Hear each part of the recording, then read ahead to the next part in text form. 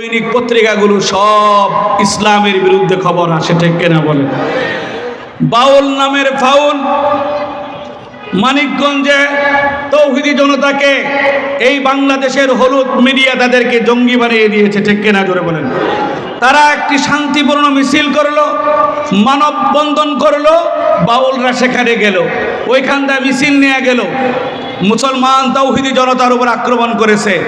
আমার দেশের ফরহাদ মাজার 5 ব্যাটারির লাইট দিয়েও চেহারা দেখাতো না, দাড়ি আর মুছ একসাথে হয়ে গেছে, ঠিক কিনা জোরে বলেন? এই ফরহাদ মাজার মুসলমানদের বিরুদ্ধে, এই দেশের মাটি মুসলমানদের, কারণ এই দেশের মাটির নিচে শাহজালাল মুজাররদে ইয়ামানি শাহিদ আছে, এই দেশের মাটির নিচে খতিব উবায়দুল হক শাহিদ আছে, এই দেশের মাটির নিচে শামসুল হক ফরিদপুরি শাহিদ আছে, এই দেশের মাটির নিচে পীরজি হুজুর শাহিদ আছে, হাফিজি হুজুর শাহিদ আছে, এই দেশের মাটির নিচে শাইখুল হাদিস আল্লামা আজিজুল হক শাহিদ আছে, এই দেশের মাটির নিচে ফজলুল করিম ইসহাক রহমতুল্লাহ আলাইহি শাহিদ আছে, এই দেশের মাটির নিচে শাহিদ আছে নূর হোসেন কাসিমি, এই দেশের মাটির নিচে শাহিদ আছে আমাদের প্রাণ প্রিয় আধ্যাত্মিক রাহবার আল্লামা মুফতি আমিনী, ঠিক কিনা জোরে বলো?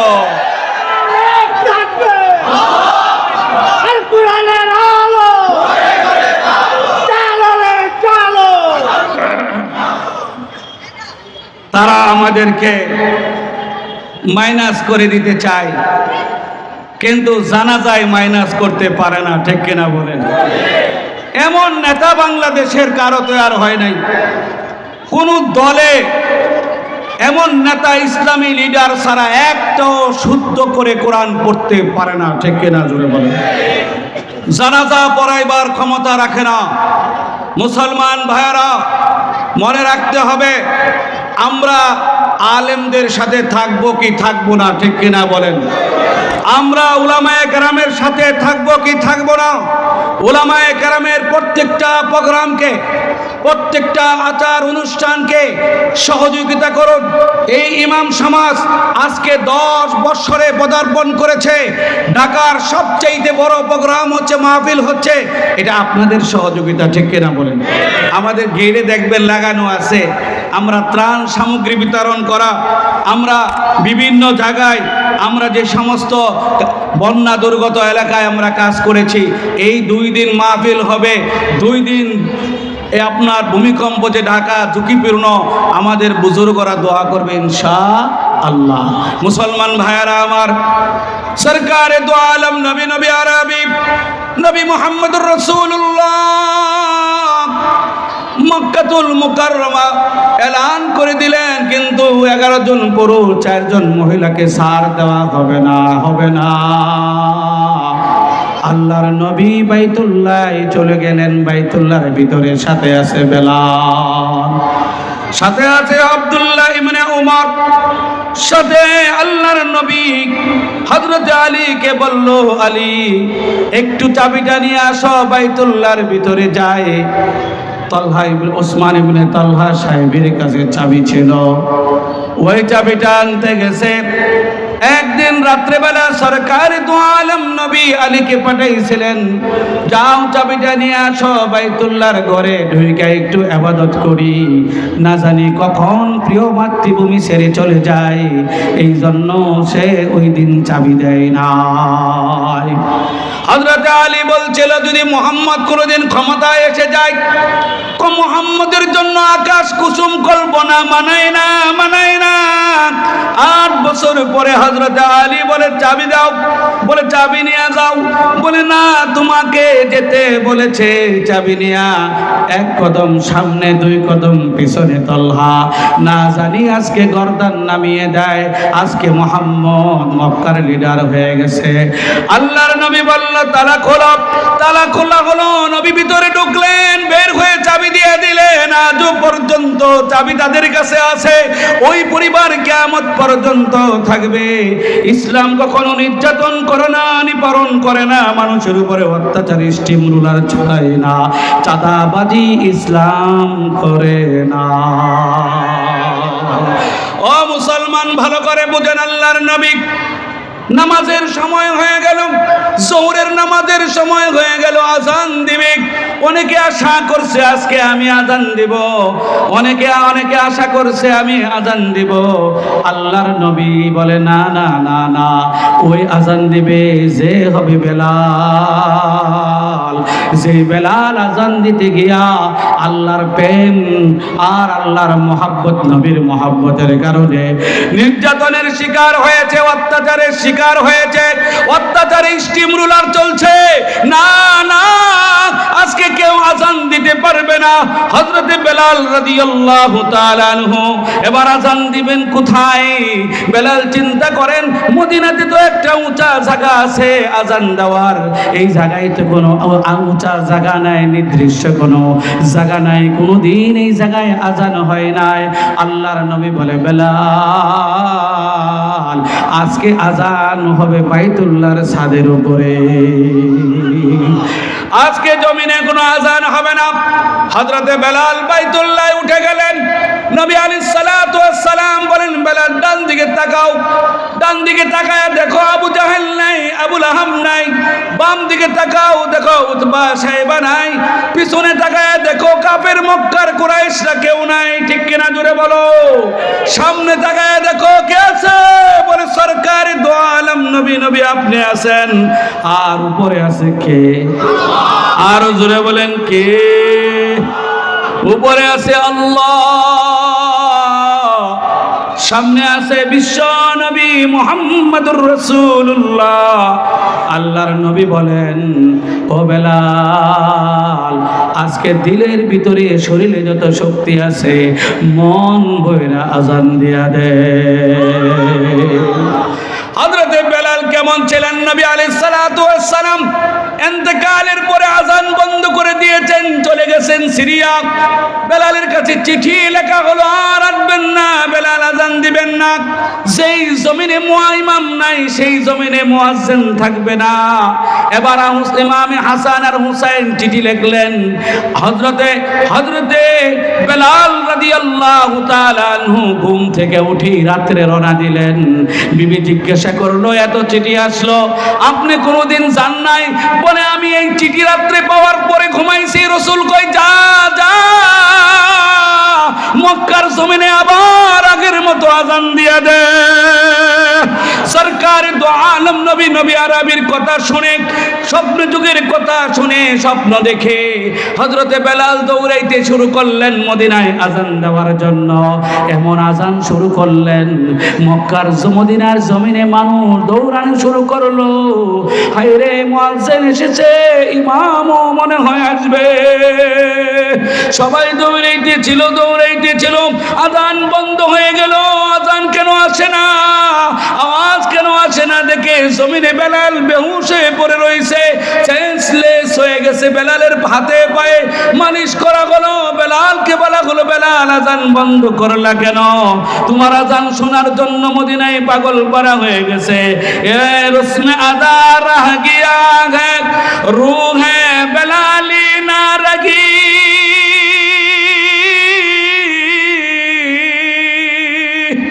ये उसमें आजाद रह गया है, रूह है बेलाली ना रही। मस्जिद में मुर्सिया खा नमाजी नाराई। আজও মসজিদ আছে, কিন্তু মসজিদে নববীর মতো মুসল্লি নাই, ঠিক কিনা জোরে বলেন। নতুন নতুন মসজিদ হচ্ছে, মুসল্লি নাই। আরো কত মুয়াজ্জিন আছে, কিন্তু বেলালের দরদ মাখা আজান জমিনে নাই, ঠিক কিনা জোরে বলেন। ও মুসলমান, হযরতে বেলাল রাদিয়াল্লাহু তাআলা আনহু বলেন, যখন আমি আশহাদু আন্না মুহাম্মাদার রাসূলুল্লাহ বললাম, আল্লাহর রাসূলের রওজা মুবারকের দিকে তাকায় দেখি রওজা মুবারকটা দুইটা ভাগ হয়ে গেছে। আল্লাহর নবী ভিতর থেকে হাত দিয়ে কই, বেলাল, এইভাবে আজান দিলে আর জমিনে শুয়ে থাকা যাবে না। ওরে মুসলমান, আল্লাহর নবী বলেন, যেই উটটা দ্বারা সওয়ার হয়ে জান্নাতে যাব, সেই উটের রশি টেনে টেনে বেলাল আমাকে জান্নাতে নিয়ে যাবে। আল্লাহর রাসূল মক্কাতুল মুকাররমা বিজয় করলেন। ইন্না ফাতাহনা লাকা ফাতহাম মুবিনা, ও নবী প্রকাশ্য বিজয় দিয়ে দিলাম, পৃথিবীতে আর কেউ বাধা দিতে পারবে না। আজকের এই মক্কা বিজয়ের মাধ্যমে আপনি গোটা পৃথিবীতে এলান দিয়ে দেন, কোন তাগতি শক্তি, কোন ফেরাউনি শক্তি, কোন নেমরুদ্দি শক্তি, কোন ভারতীয় শক্তি, কোন সাম্রাজ্যবাদী শক্তি মুসলমানের মোকাবেলা করার ক্ষমতা নাই, ক্ষমতা নাই, ক্ষমতা নাই। ঠিক কিনা জোরে বলেন। তাহলে আমাদের স্বাধীনতা শুরু হয়েছে সেই 8 হিজরি থেকে। মক্কা বিজয়ের মাধ্যমে মুসলমানরা ভারতবর্ষ 700 বছর শাসন করেছে। 700 বছর শাসন করে মুসলমান প্রথম ভারতবর্ষে ইসলাম আসছে মুহাম্মদ বিন কাসেম 17 বছরের যুবক। কত বছরে? কথা বলেন, কত বছর? এখন তো 17 বছরের যুবকরা পাবজি গেম খেলে। ঠিক কিনা জোরে বলেন। 17 বছরের যুবকরা পাবজি গেম খেলে। 17 বছরের যুবকরা গায়ে হলুদের অনুষ্ঠানে নাচে। ঠিক কিনা বলেন। 17 বছরের যুবকরা গলিতে গলিতে মদ খায়া শুয়ে থাকে। ঠিক কিনা বলেন। 17 বছরের যুবকরা চানকারপুল ঢাকা মেডিকেল গেলে দেখা যায় নিশার সাথে বেনিশ হয়ে গেছে। কিন্তু মুহাম্মদ বিন কাসেম 17 বছর বয়সে মুহাম্মদ বিন কাসেম সেই 7 সমুদ্র 13 নদী পার হয়ে চলে আসছেন ভারতবর্ষে। সেখানে লড়াই করেছেন, সংগ্রাম করেছেন, বুকের তাজা রক্ত দিয়ে ইসলামের বীজ বপন করেছে। জোরে কোন আল্লাহু আকবার। আমাদের ইতিহাস এত সস্তা নয়। আমাদের ইতিহাস বাপের বানানো ইতিহাস নয়। আমাদের ইতিহাস স্বামীর বানানো ইতিহাস নয়। আমাদের ইতিহাস কারো বানানো রচিত ইতিহাস নয়। আমাদের ইতিহাস হলো কোরআন এবং সুন্নাহ। আমাদের ইতিহাস হলো সাহাবাদের ইতিহাস। আমাদের ইতিহাস হলো উমাইয়াদের ইতিহাস। আমাদের ইতিহাস হলো আব্দুল্লাহ ইবনে উমরের ইতিহাস। আমাদের ইতিহাস হলো উমর ইবনে আব্দুল আজিজের ইতিহাস। আমাদের ইতিহাস হলো মুসলমান বাদশা হারুনের রশিদের ইতিহাস। ঠিক কিনা জোরে বলো। আমরা এমনি আসি নাই, আমরা এমনি বেশি আসি নাই। আমাদেরকে ভাসায়া দিতে পারবেন না, আমাদেরকে সরাইয়া দিতে পারবেন না। আমরা মরব, লড়াই করব মাতৃভূমির জন্য। ভারতে প্রথম আক্রমণ হবে মুসলমানদের পক্ষ থেকে। ঠিক কিনা জোরে বলো। মুসলমান বন্ধুরা,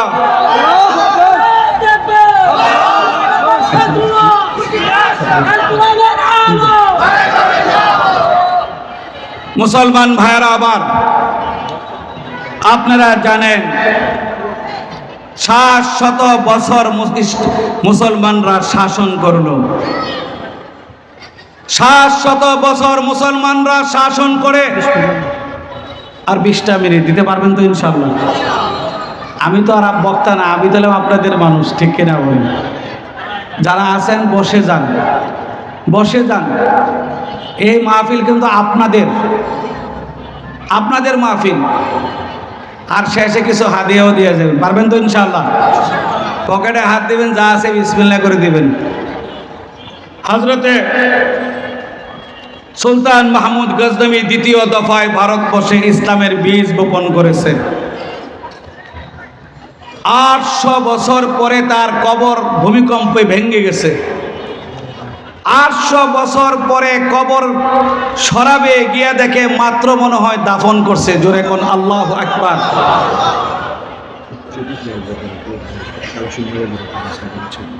800 বছর পরে কবরে জীবিত আছে, কবরে তরুতাজা আছে। ও মুসলমান, তারা কেমন বাদশা ছিল? তারা ভারতবর্ষ শাসন করার জন্য হিন্দু প্রধান রাষ্ট্র হওয়ার পরেও তারা সেখানে ইসলামের পতাকা উড্ডীন করে 100 বছর নয় 700 বছর ইসলাম আর মুসলমান ছিল। ঠিক কিনা জোরে বলে। পলাশির যুদ্ধে 1700, সেই পলাশির যুদ্ধে মুসলমানদের বাংলার মুর্শিদাবাদের শেষ নবাবের পরাজয়ের মাধ্যমে ইস্ট ইন্ডিয়া কোম্পানি ভারতবর্ষে প্রথম বীজ বপন করে ব্যবসার উদ্দেশ্যে। আমরা এই কথাটা ভালো করে শোনেন। আমাদের খতিব উবায়দুল হক, আমাদের খতিব আব্দুল মালেক সাহেব আর আপনাদের মহল্লার খতিবরা মাঝে মাঝে কয় ওই যে পান ছেড়ে দেন, প্রাণ, তারপরে কি আরএফএল, তার লিভার ব্রাদার, ইসরায়েলি পণ্য, এগুলা কেন বলে শোনেন। ইস্ট ইন্ডিয়া কোম্পানি ভারতবর্ষে ব্যবসা করে ভারতবর্ষকে দখল করে নিয়েছে, ঠিক কিনা জোরে বলেন। এই দেশে যতগুলা আপনার ইসরায়েলি পণ্য আছে, এই দেশে যতগুলা কাদিয়ানীদের পণ্য আছে, এই দেশে ইস্করের যত সামগ্রী আছে, এই সমস্ত সামগ্রী দিয়ে ইসলাম আর কাদিয়ানীরা মুসলমানদের বিরুদ্ধে করে যাচ্ছে, ঠিক কিনা জোরে বলেন।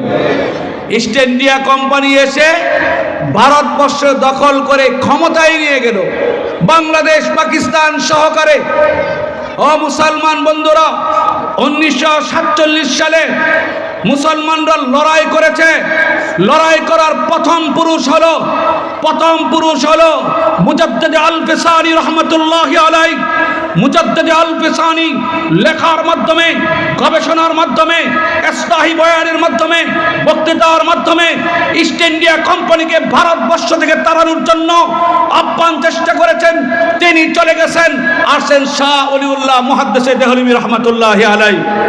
শাহ ওলিউল্লাহ মুহাদ্দিস দেহলভী ভারতবর্ষের হাদিস বিশারদ। তিনি চেষ্টা করেছেন, লড়াই করেছেন, লিখেছেন, গবেষণা করেছেন, বয়ান বক্তৃতার মাধ্যমে চেষ্টা করেছেন। শাহ ওলিউল্লাহ মুহাদ্দিস দেহলভী চলে গেছেন, আসেন শাহ আব্দুল আজিজ তার পুত্র। ভারতবর্ষ তোমরা বলো ভারত আমাদের, ভারত মাতার জয় বলো। গোবর খেয়ে, প্রস্রাব খেয়ে তোমরা বলো ভারত মাতার জয়। ভারত তোমরা জয় করো নাই, তোমরা ভারত জয় না করে তোমরা ইস্ট ইন্ডিয়া কোম্পানির দালালি করেছো, ঠিক কিনা জোরে বলেন। তোমরা ইস্ট ইন্ডিয়া কোম্পানির দালালি করেছিলে। তোমরা কি করেছো?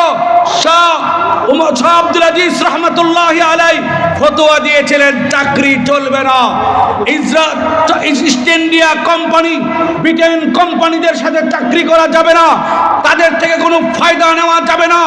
মুসলমানরা সেই দিন চাকরি ইস্তফা দিয়ে প্রমাণ করেছিল না মুসলমানরা গাদ্দার না, মুসলমানরা মীর জাফর না, মুসলমানরা কখনো কোনো অপশক্তিকে সার দেয় না, ঠিক কিনা জোরে বলেন। ও মুসলমান, ভালো করে বুঝেন, ভালো করে বুঝেন। শাহ আব্দুল আজিজ চলে গেছেন, শাহ ইসহাক চলে গেছেন, শাহ আব্দুল গনি চেষ্টা করেছেন, আসলেন হুজ্জাতুল ইসলাম কাসেম নানুতাবির দারুল উলুম দেওবন্দ কায়েম করলেন। দারুল উলুম দেওবন্দ হলো এটা মার্কাজ, ইলমের মার্কাজ, জিহাদের মার্কাজ, ইসলাহি মার্কাজ, মানুষ রিজাল তৈরি করার মার্কাজ, সৈনিক তৈরি করার মার্কাজ, সাহাবায়ে কেরামের নমুনা তৈরি করা, ইমামে হাসানের উত্তরসূরি তৈরি করা, ইমামে হুসাইনের উত্তরসূরি তৈরি করা, উমর রাদিয়াল্লাহু তাআলা উত্তরসূরি তৈরি করার জন্য মিশন চললো, ঠিক কিনা জোরে বলেন। এই মিশন হযরত শাহ ওলিউল্লাহ মুহাদ্দিসের রহমতুল্লাহি আলাইহি, শাহ হুজ্জাতুল ইসলাম কাসেম নানুতাবি রহমতুল্লাহি আলাইহি চলে গেছেন। ও মুসলমান বন্ধুরা, মিশন আসলো। মাহমুদুল হাসান দেওবন্দি, মাহমুদুল হাসান লড়াই করেছেন, সংগ্রাম করেছেন। আসলো হুসাইন আহমদ মাদানী রহমতুল্লাহি আলাইহি। Husain Ahmad Madani, East India Company, Britain গবেষণা করে দেখলো স্বাধীনতার জন্য এই ধুতি পরা মানুষগুলো এত চায় না যা টুপিওয়ালা চায়। বলেন সুবহানাল্লাহ। টুপিওয়ালাদেরকে নির্যাতন শুরু হলো, অত্যাচার শুরু হলো। বা ইন্ডিয়া থেকে কি করবেন, কথা হলো শেষ করে দিতেছি।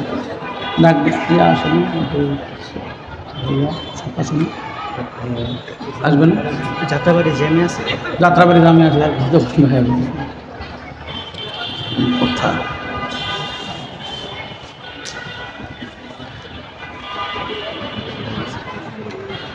ভাই বসেন। সাখাওয়াত সাহেব একেবারে ফ্লাইওভারে আসছে, কিছু করে মধ্যে ইনশাআল্লাহ আমাদের মাঝে আসা, একটু ধৈর্য ধারণ করতে পারবেন তো ইনশাআল্লাহ। শাহ ইসহাক, শাহ আব্দুল গনি, হুসাইন আহমদ মাদানী রহমতুল্লাহি আলাইহি হাজার হাজার আলেম নির্যাতনের শিকার হলেন। হাজার হাজার আলেম গাছে ঝুলেছে, ফাঁসির কাষ্ঠে ঝুলেছে, নির্যাতন করেছে, অত্যাচার করেছে, স্বাধীন সার্বভৌমত্ব ছিনিয়ে এনেছে। ঠিক কিনা জোরে বলেন? 1947 পাকিস্তান ভাগ হয়েছে, 1947 হিন্দুস্তান ইস্ট ইন্ডিয়া কোম্পানি মুক্ত হয়েছে, ব্রিটিশ মুক্ত হয়েছে, পাকিস্তান বাংলাদেশ আরেকটি রাষ্ট্র হয়েছে। 1971 সালে স্বাধীনতা লাভ করেছে। 1971 স্বাধীনতা তখন আসছে যখন 1947 পাকিস্তান ভাগ হয়েছে। পাকিস্তান তখন ভাগ হয়েছে যখন 1947 ইস্ট ইন্ডিয়া কোম্পানি ভারত থেকে চলে গেছে। ঠিক কিনা জোরে বলেন? আপনাদের খেজমতে আরজ আমাগো বড় ভাই, আমাদের ইমাম সমাজের একদম শুরু থেকে আমাদেরকে সাহায্য সহযোগিতা করে আসছেন। শত ব্যস্ততার মাঝেও নির্বাচন করবেন উনি, তারপরেও আমাদের এখানে চলে আসছেন। আর্থিক সহযোগিতা, মানসিক সহযোগিতা, সব ধরনের শক্তি আমাদেরকে দেন। ভাই, কাজ করে যান। আপনারা জানেন এই মাহফিলটা করতে প্রায় প্যান্ডেলটাই 2-2.5 লক্ষ টাকা খরচ আছে। বাইকের খরচ, বিশাল খরচ, সাফা লক্ষ লক্ষ টাকা সাফার খরচ আছে, মেহমানদারদের বিদায় করার খরচ আছে। আমাদের ভলান্টিয়াররা আছে না সবাই? একটু মেহেরবানি করে আল্লাহর জন্য, ইমাম সমাজের জন্য একটু যদি হাত লাগাই, একটু যদি মেহনত করি, একটু যদি এই ইমাম সমাজের এই মাহফিলটা ঠিক থাকুক, আপনারা কি চান না ভাই? বলেন, হাত উঠে বলেন, পারনা চান না ভাই? আল্লাহ আপনাদের কবুল করুক। আমরা আপনাদের দুয়ারে দুয়ারে গিয়া যদি ইমাম খতিবরা টাকা উঠায়, এটা তো অনেক কষ্ট হয়। তারপরে ইমাম সাহেবরা অনেক কষ্ট করতেছে। এই একটা মাস এই প্রোগ্রামটা, এই মাহফিলটা করার জন্য হাড় ভাঙ্গা পরিশ্রম ইমামরা করতেছে। এই জন্য